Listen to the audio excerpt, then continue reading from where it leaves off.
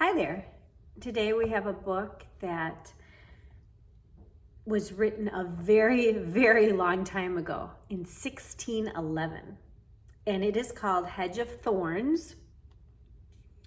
It is also available on CD with great actors. So I think Lamplighters might put that out. I remember listening to that years ago. It was wonderful. It's written by John Carroll. It is also based on a true story, which I love that. It was rewritten by Mary Hamilton, illustrated by Jennifer and Deborah Hamby, and graphic design by John Irving.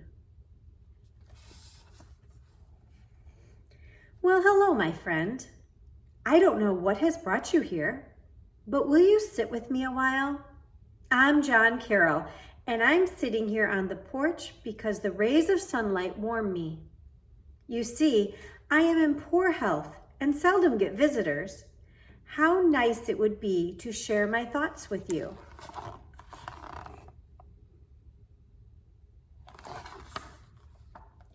Do you like the garden? The flowers are full of color. Look how the vine winds around the porch rail. A garden is full of life, isn't it? God has given such things to us that we may know a little bit about Him. Stay or go, you may take that thought with you.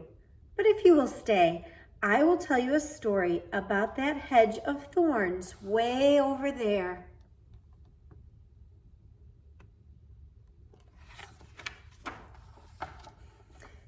So you will stay then? Oh, I'm glad. It all began that day when my father came to see me as I played alone by the pond. Son, he said, I have something to show you. When he knelt down beside me and pulled back the red cloth that was bundled in his arms, a tiny pink hand popped out. Wow, I squealed. My own little sister? I called her my little Belle and could hardly wait for her to be old enough to play in the garden with me.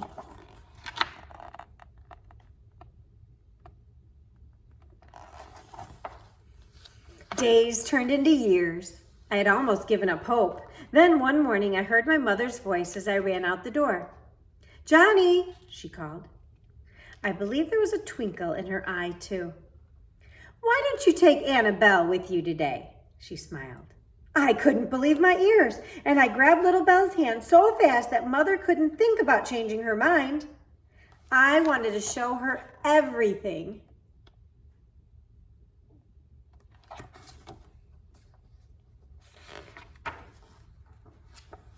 Look, Belle, I found the smoothest green pebble for your collection.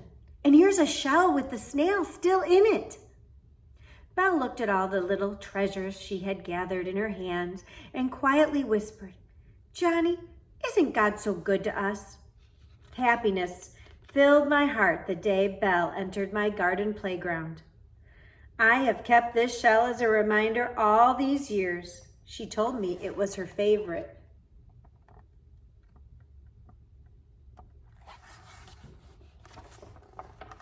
One day, Mother and Father decided we should go to school that had just opened in the village a few miles away.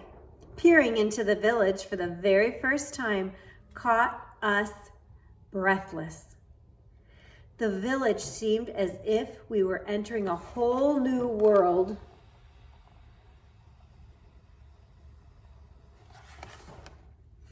Mrs. Waring would be our teacher. She seemed to us to be as old as the Bible itself. So it is when you are very young. But I tell you, God must have smiled when he thought of her. She lived and breathed his word and was determined to teach us to do the same. Father and Mother worked hard to pay for our schooling. We were so poor that Father had to sell one of our cows to buy a Bible. As I look back, I can now remember how often Father and Mother went without in order for Belle and me to go to school. I wish I had said thank you more often. Let's see now, where was I? Oh yes, going to school meant we had to leave the garden by a path we had never traveled. But Belle and I liked a little adventure, so I took up our basket of lunch that first day, and with Belle's hand in mine, we set out together.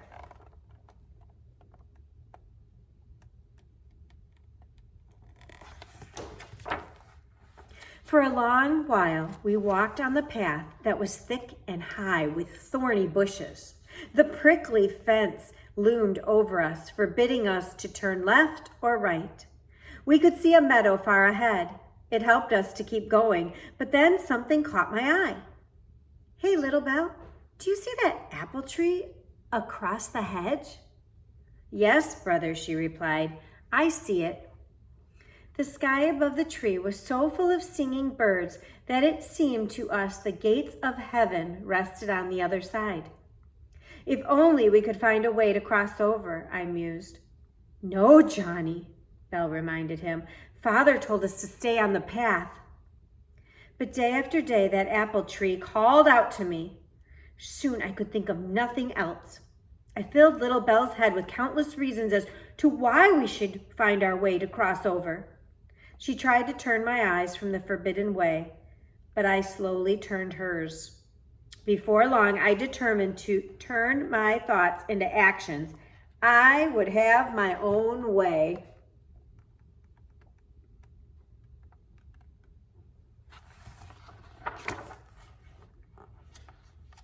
So one day after school, I stepped off the worn path that crossed the meadow. Come on, Belle, I coaxed. Help me look for an opening in the hedge over here.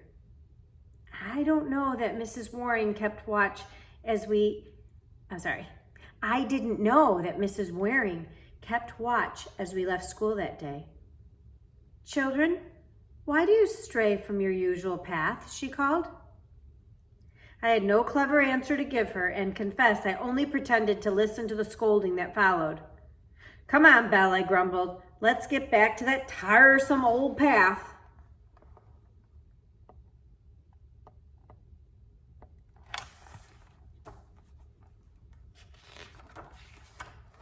I lay in my bed that night staring into the darkness.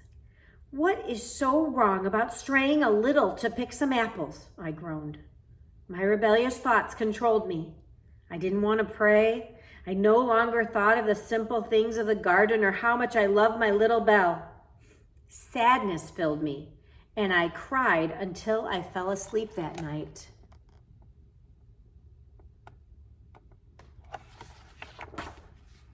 I woke up the next morning more determined than ever. Today I will cross through the hedge, I promised myself. We started off to school as usual, but as we approached the place where the apple tree stood, I stopped at a small opening in the jagged brush. Belle didn't know that I had created it a few days earlier. Belle, look here, I lured. Surely you could fit in this opening. Once inside, you can make a way for me. We could take Mother and Father some apples. Oh no, Johnny, she pleaded. The thorns, they're too thick and sharp. Fear filled her eyes, but I ignored it. Her love for me tainted her good sense, and she soon gave in.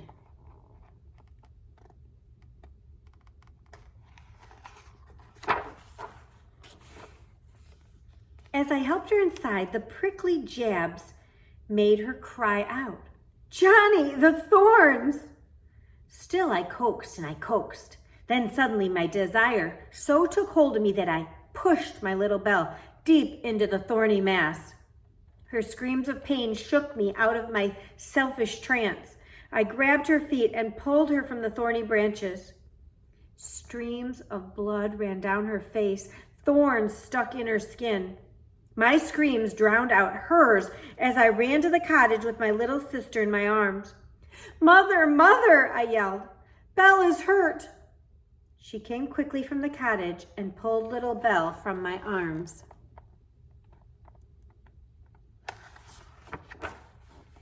I stood in the doorway as she washed Belle's wounds. Each little sob made my legs weaker. I slid to the floor. When Mother finished her work, she came in and placed little Belle on my lap. How hard it was to look at what I had done. My confession spilled out until I was empty of it all. Quietly, she said, I see you realize the wrong you have done. Remember that it was such disobedience that caused our Lord to feel the sting of thorns upon his head. Sadness filled my heart. When Father came home, it only grew deeper. He spoke to Mother privately. Then, without a word, he took Belle from my lap and joined Mother by the fireside. I sat alone in the shadows. There would be no Bible stories read to me that night. I never felt so alone, and the night was never so dark.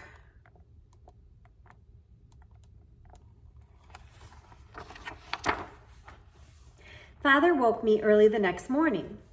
He spoke softly as I followed him toward the path where my transgression had occurred. John, please listen carefully, he urged. God knows your every thought, and he places hedges about you to keep you in his way. Sometimes you will feel reined in by your mother and me, and another day poverty or illness may hold you back. This time has truly been a hedge. Remember that our hearts are deceitful. We must always ask the Lord to show us his way. Look here at the sparrow, he pointed. God provides his every need. How much more valuable are we than that sparrow? Then he asked John, my son, what made you blind to the apples in your own garden? John, he continued, you will find many pleasures in this world. If you choose to run to anything that is not in God's will, he will let you go. But remember this, he warned, once you leave his path, you will again know the pain you experienced here at this place.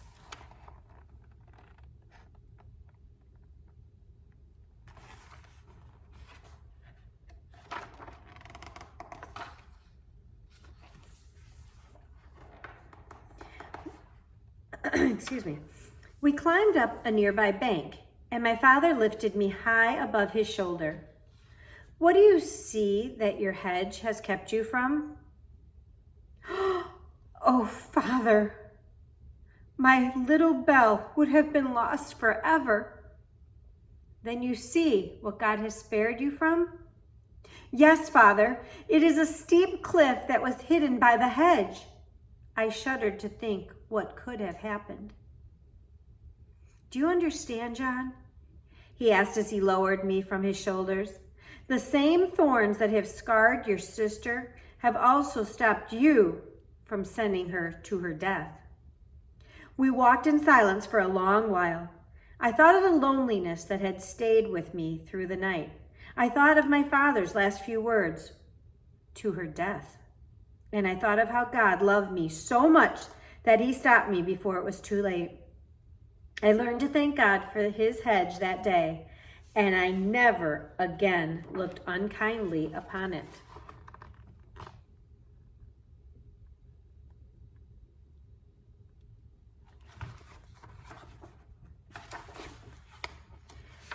Do you know why I tell you this sad story?